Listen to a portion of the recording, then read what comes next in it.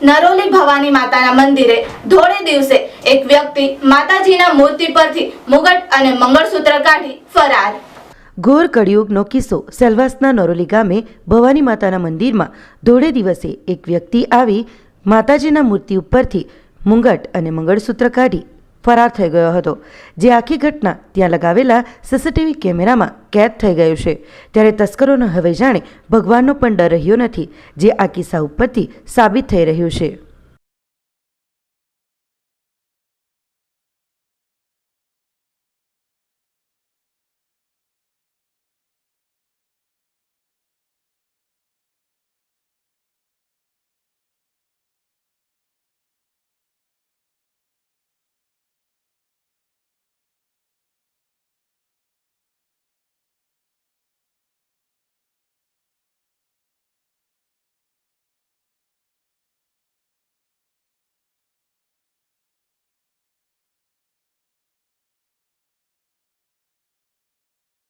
આપણી સંકલ્પ ન્યૂઝ ચેનલને સબસ્ક્રાઇબ અને લાઇક કરો, બેલ આઇકન દબાવો જેથી આવનાર ન્યૂઝ અપડેટ્સની નોટિફિકેશન આપના મોબાઈલ પર સૌથી પહેલા પહોંચે।